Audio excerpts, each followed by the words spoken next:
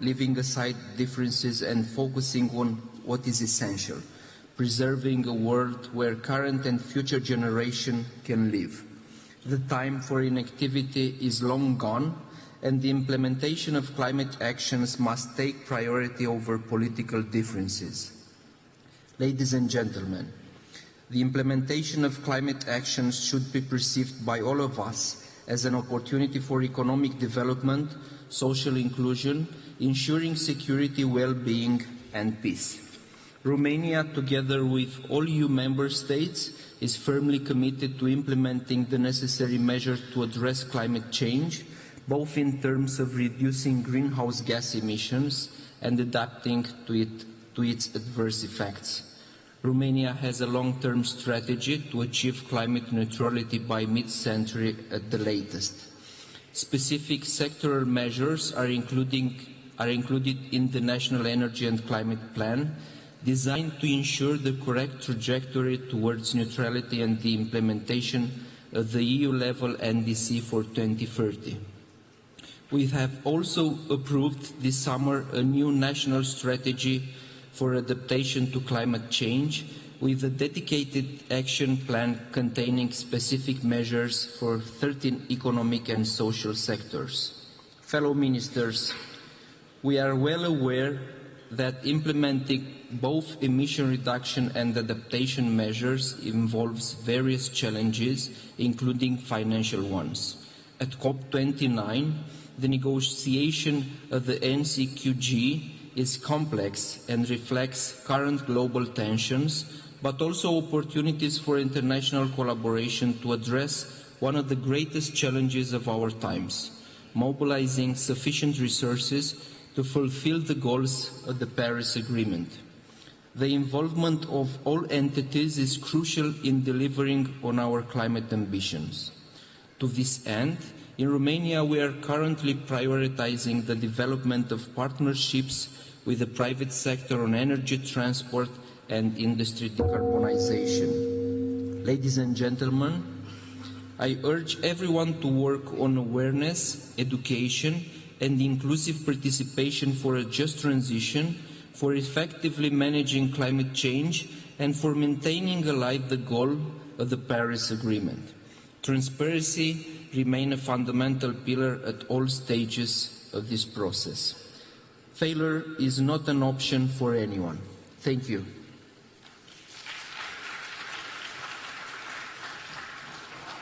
Thank you very much, Your Excellency. Now it is my pleasure to welcome Her Excellency Ms. Grace Fu, Minister for Sustainability and the Environment of Singapore. Your Excellency, you have the floor.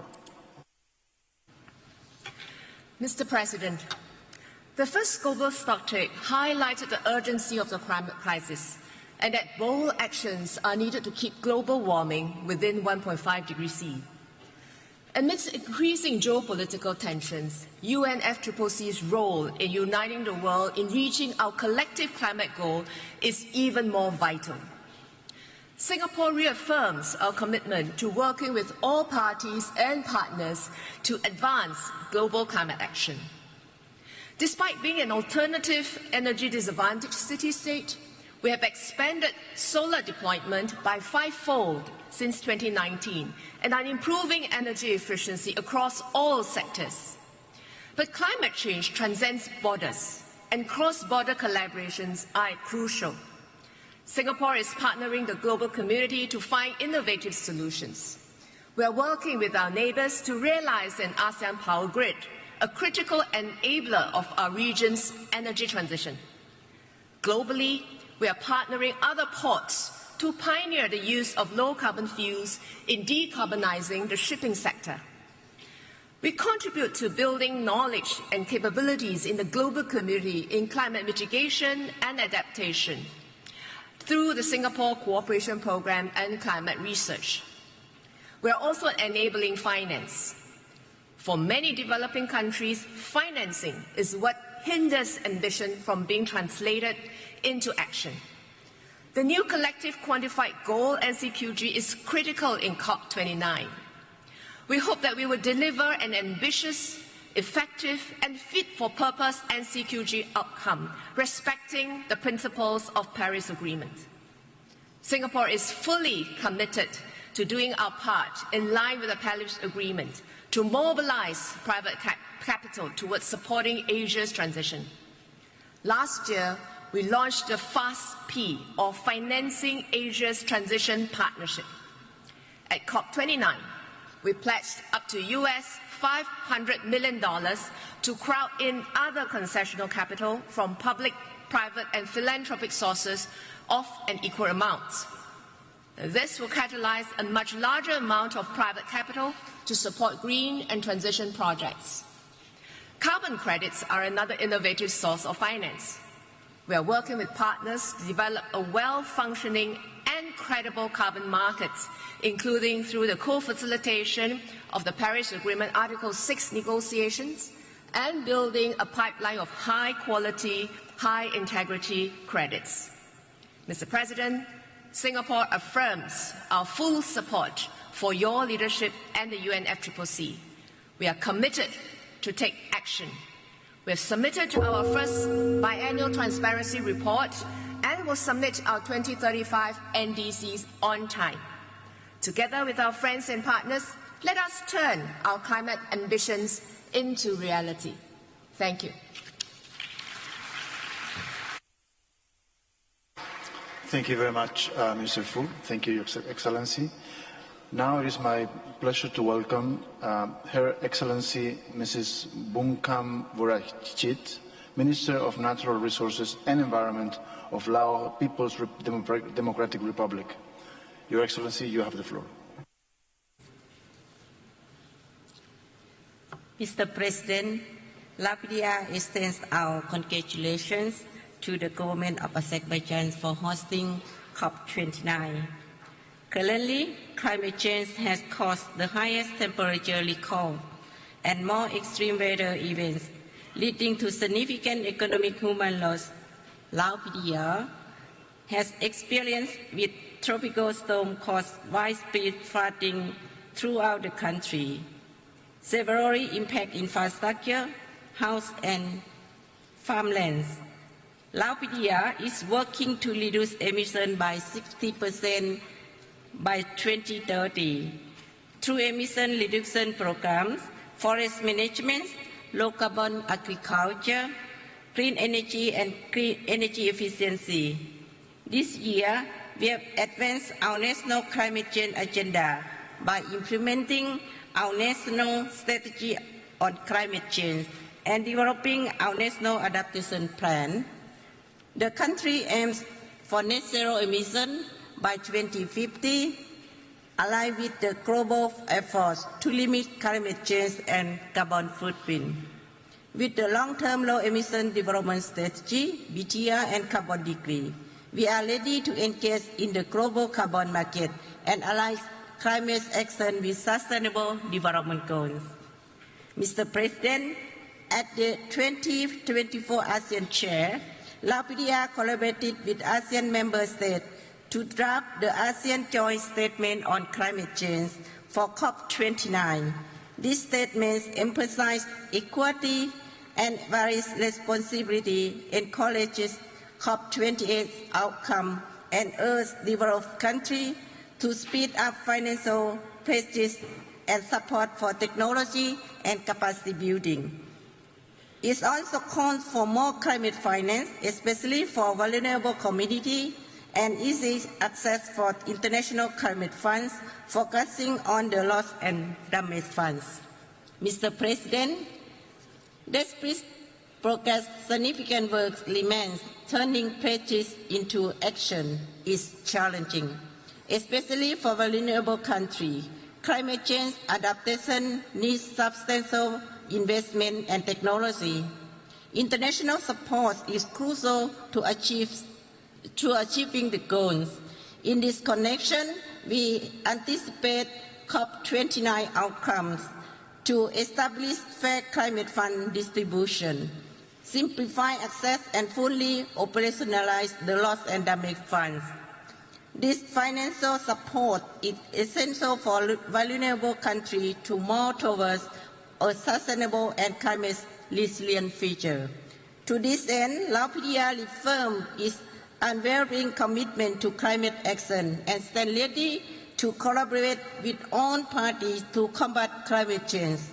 Together, we can build a prosperous, sustainable, and resilient future for our planet. I thank you.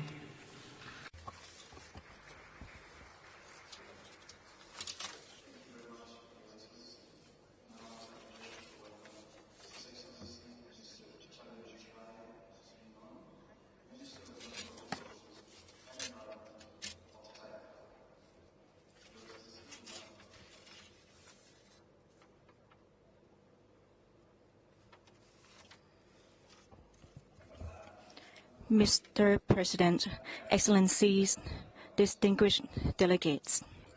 Firstly, I would like to express my sincere appreciation to the government of the Republic of Azerbaijan for hosting COP29 here in Baku, a city with rich history and architecture. At a critical juncture where solidarity from the global community is required to foster just transition to achieve the Paris Agreement goal. Thailand is among the most vulnerable countries to the impacts of climate change. We have suffered record-breaking heat at 43 degrees Celsius, flash floodings due to heavy rainfall, as well as landslides causing irreparable damage to our economy and livelihoods. This includes biodiversity loss such as seagrass, which would cause a decline in dugong populations by around 50% in less than 6 years. In the global greenhouse gas emissions context, Thailand emits less than 1% of greenhouse gas. However, we are fully determined to enhance our mitigation action, upholding the principle of common but differentiated responsibilities and respective capabilities in the light of different national circumstances to achieve our NDC 2030 by reducing greenhouse gas emissions by 222 million tons carbon dioxide equivalent in 5 sectors: energy, transport, waste, industrial process and product use, and agriculture, with the action plan on mitigation in place to ensure a tangible action. Mr. President, the first global stocktake significantly shows that our current efforts are still insufficient to control the global temperature increase.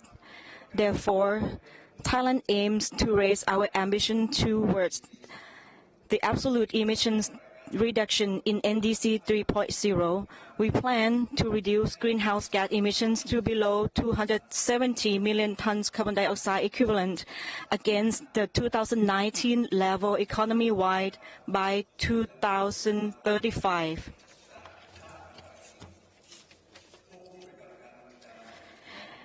A comprehensive green investment plan will support the implementation of NDC 3.0.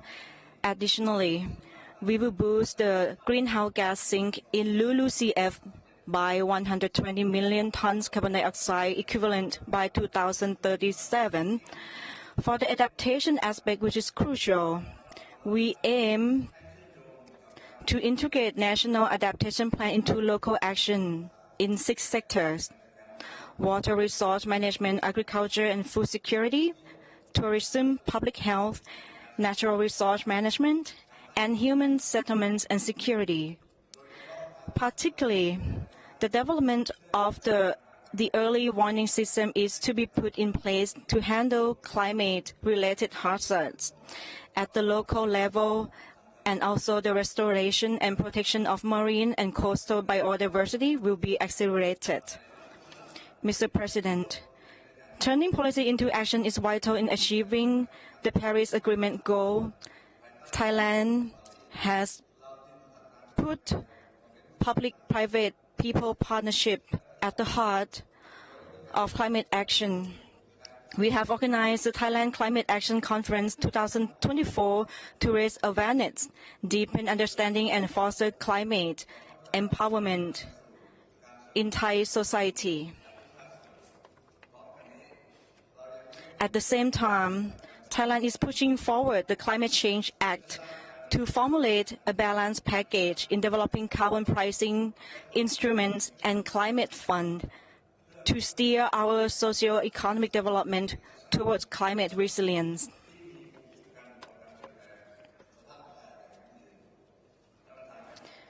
Mr. President, I strongly hope that at this COP, the NCQG will be finalized and that the rules and guidelines for the operationalization of the loss and damage fund will be clearly defined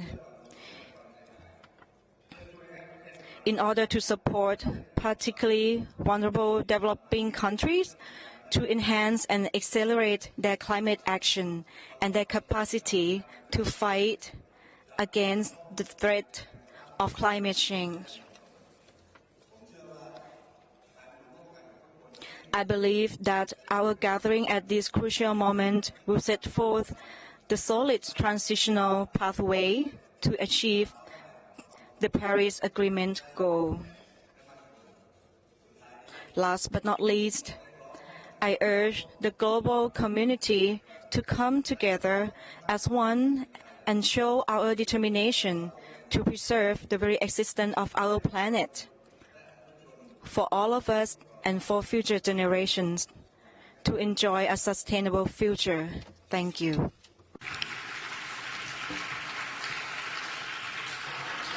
Thank you very much, Your Excellency.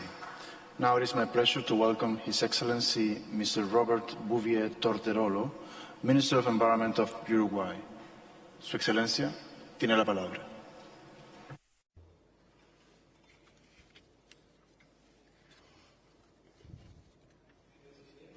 Mr. President, let me begin by thanking the Presidency of COP29 for hosting us in this beautiful city and giving us the right conditions we need to take our work forward in this multilateral effort. Uruguay reaffirms its commitment to the Convention and its Paris Agreement. The climate crisis we're facing requires global coordinated action based on the principle of common but differentiated responsibilities. This challenge is one that is incumbent on all of us, and we must act jointly to protect our populations and the ecosystems sustaining our livelihoods. We came to this COP with the hope of achieving an ambitious decision on the new collective quantified goal for financing. This is fundamental for developing countries and key to strengthening the credibility of the multilateral system. It is only through adequate financing that we will be able to implement the necessary actions to mitigate and adapt ourselves to climate change. We're also awaiting robust decisions on adaptation. Uruguay already has 4 national adaptation plans focused on agriculture and livestock production, coasts, cities, and infrastructure and energy. Despite our achievements, we need to work further on implementation, which will to a great extent depend on the availability of accessible resources that are sustainable to finance these actions. Our country is small in size, and most of our people live on the coast, and we have an agricultural and industry and service-based economy, which makes us highly vulnerable to climate change. For this reason, our climate policies are based on respect for human rights, preservation of ecosystems, gender equity, and a just transition for everyone. Although Uruguay emits only 0.05% of global greenhouse gases, we have implemented significant measures for mitigation. More than 95% of our electricity matrix comes from renewable sources, and we are trying to achieve a second energy transition based on green hydrogen. We also launched the National Policy for Sustainable Urban Mobility, and we have substantially reduced our emissions in livestock production, showing that sustainability and productivity are compatible. In December this year, we will be presenting our first BTR, showing our challenges and the progress. In February 2025, we will be presenting our third NDC with new concrete commitments to climate action that will take us a step forward in our achieving our goals. Our committee our commitment rather to climate action is backed by concrete actions such as the mission of issuance in 2022 of a sovereign bond linked to our climate indicators and a World Bank loan that rewards us with lower interest rates if we fulfill our national climate objectives. In a complex context, we believe firmly in multilateralism as the best way forward.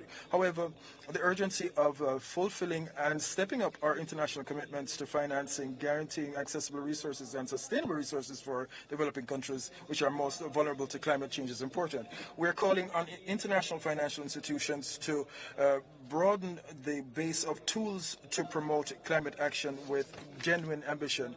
We are glad that the next COP will be held in Brazil, and we trust that in this week we will achieve substantial results that will benefit everyone. Cooperation globally is not only a shared commitment, but it is our hope to tackle one of the greatest challenges of our time. Thank you.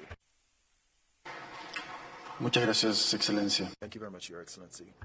Now it is my pleasure to welcome His Excellency Mr. Daouda Ngom, Minister of Environment and Ecological Transition of Senegal. Your Excellency, you have the floor. Monsieur le Executive Secretary of the UN Framework Convention on Climate Change, President of the COP29, ladies and gentlemen ministers, may I begin on behalf of His Excellency Mr. Bassirou Diomaye Diakhar Faye, President of Senegal, by conveying my warmest congratulations and thanks to His Excellency Mr. Ilham Aliyev, the President of the Republic, and the people and government of Azerbaijan for the hospitality and perfect organization of this 29th COP. I commend Mr. Antonio Guterres, the UN Secretary General, for his constant commitment to attaining the vital objectives of the UN Framework Convention and the Paris Agreement. We have met here with the firm resolve to strengthen cooperation and raise climate ambition in order to slow down or even neutralize the warming trend of the planet. The climate crisis is not a zero-sum game. Saving the planet means saving humanity, and there's no alternative. We must act urgently. The world is affected in every way by the extreme climate events with deadly catastrophic consequences. Sudden flash flooding, devastating surges in the river basins of the Senegal, Gambia and Niger rivers in West Africa have destroyed and displaced thousands of people, and sea level rises and coastal erosion seriously jeopardize our country's infrastructure and system. In recent months, Senegal, through its budget, has mobilized more than 30 billion CFA francs to minimize losses related to flooding and to support the victims, while also coping with loss of habitat and infrastructure along its 718-kilometer coastline. Having to plan inclusive and sustainable socio-economic development with investment which may be annihilated by an extreme climate event is a real ordeal, a Sisyphean challenge for developing countries such as our own, and our countries are compelled to put themselves in debt to deal with the loss and damage from these regular events. The situation is not fair and must be corrected by a new decision on finance. It is a time for action. Finance and accessibility must be straightforward and rapid to implement nationally determined contributions, adaptation plans and other initiatives. Ladies and gentlemen, the path we have come since Rio 92 to Baku is long, strewn with challenges, but these 33 years of endurance have convinced us that the climate crisis will have to be managed in a crisis situation, making our mission more difficult but not impossible. The adoption of the Special Fund on Loss and Damage has generated a glimmer of hope. We're counting on strengthening this fund this session through climate finance increases. Senegal calls on all parties to mobilize strong decisions on adequate and accessible climate finance based on a proper grant system for adaptation, loss and damage, and also while providing proper remuneration for carbon transactions from the developing countries through the establishment of a floor price. Ladies and gentlemen, let us act quickly and together so that no country is left by the wayside. The radiant future we wish to have and the survival of our species depend upon it. Thank you for your attention. Thank you very much, Your Excellency. Now it is my pleasure to welcome His Excellency Mr. Balarabe Abbas Lawal, Minister of Environment of Nigeria.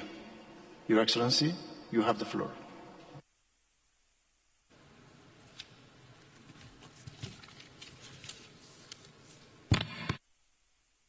Mr. President, Excellencies, ladies and gentlemen. Mr. President, I'm pleased to congratulate you on your election as the President of this 29th Conference of Parties.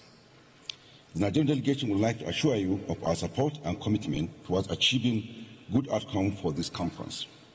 We further extend our gratitude to the President of Azerbaijan, His Excellency Ilham Aliyev, and the good people of the Republic of Azerbaijan for hosting the first COP in the Caucasus region.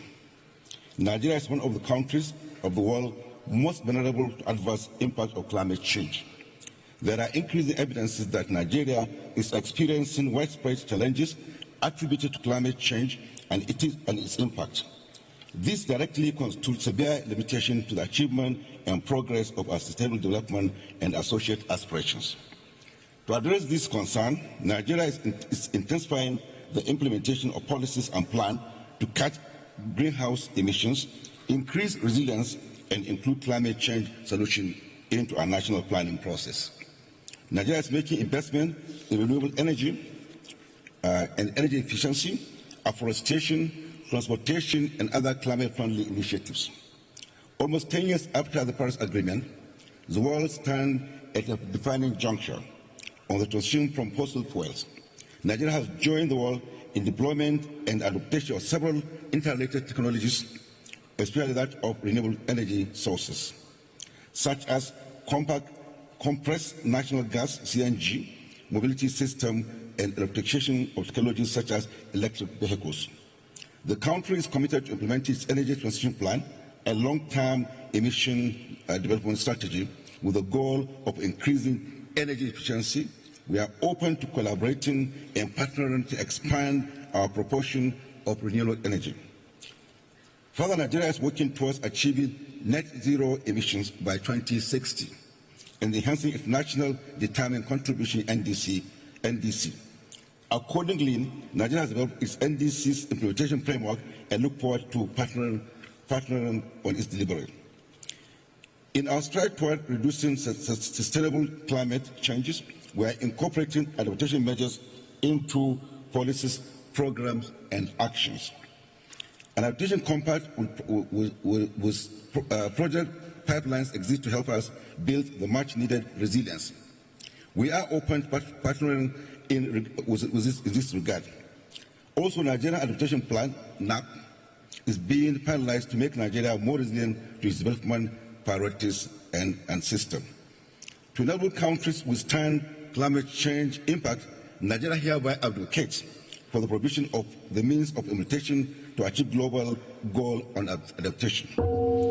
In our effort to reduce our carbon footprint and achieve our national objective, we have developed a framework and strategy for participation in the Article 6 carbon market. In 2023, an intergovernmental committee on carbon market acquisition was formed to oversee the carbon efficiency in Nigeria. Nigeria aligns with the rest of Africa in demanding greater, easier access to international finance, including grant and concessional loans to support mitigation and adaptation efforts. We stress the need to significantly scale up adaptation finance to enable developing countries to accelerate adaptation and build resilience. We also urge for accelerated effort to operationalize the loss and damage fund to mitigate the damaging impact of climate change globally. Nigeria further aligned with the Harare Declaration by African Ministers of Health to take action on the impact of climate change. Mr. President, addressing climate change is a common and shared responsibility. This COP presents all of us another useful opportunity to move from rhetorics to concrete action. The world must act now. Thank you, Mr. President.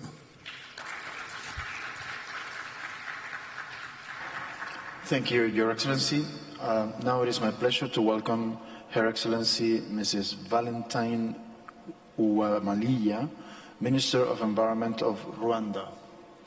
Your Excellency, you have the floor. COP29 President, Excellencies, distinguished ladies and gentlemen, I would like to express our gratitude and appreciation to the government of Azerbaijan for presiding over and hosting COP29. I also thank the people of Azerbaijan for your warm hospitality accorded to us and to all our delegations in this beautiful city of Baku. Climate change impacts are a threat to our agriculture, water resources, biodiversity, and human health. In Rwanda, according to the recent Country Climate and Development Report, climate change costs 5 to 7% of our GDP annually. This is a significant impact on our economy. Rwanda needs 11 billion USD to build resilience and reduce our GHG emission at the scale of 38% by 2030. To address the above challenge, Rwanda has placed climate resilience at the heart of our development agenda. Rwanda has consistently set ambitious climate targets, and while we are revising our nationally determined contributions, we will once again raise our ambition from the baseline of 38% reduction by 2030 as pledged before. By 2050, Rwanda aims to be a climate-neutral nation.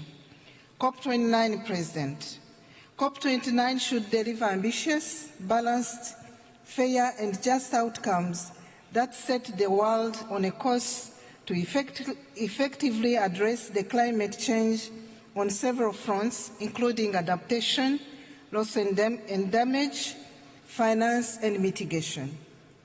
Such an outcome should be guided by the best available science, principles and provisions of the Convention on the Paris Agreement.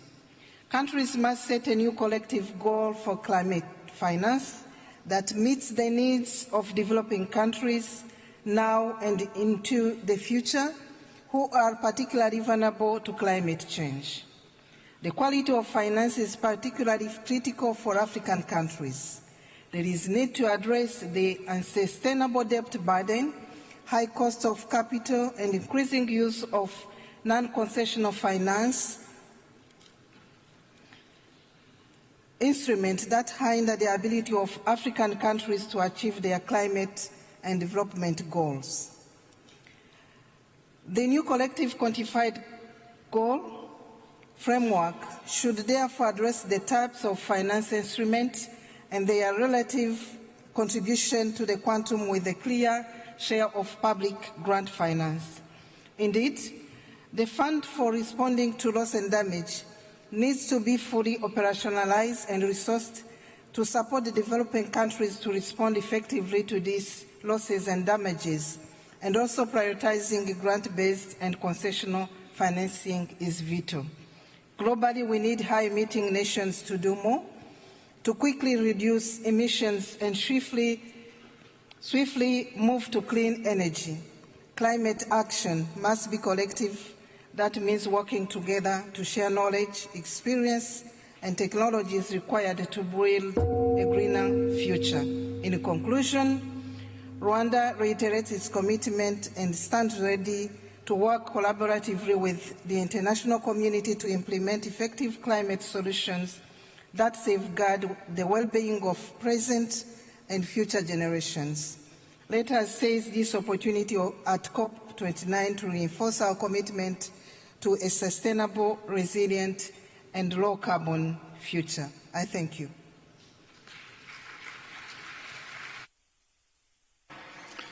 Thank you very much, Your Excellency. On behalf of the conference, I would like to thank you all for your statement. Distinguished delegates, we will now continue with the delivery of national statement today at 3 p.m., 15 hours, in this plenary. With this, I declare this joint meeting of the COP, CMP and the CMA adjourned.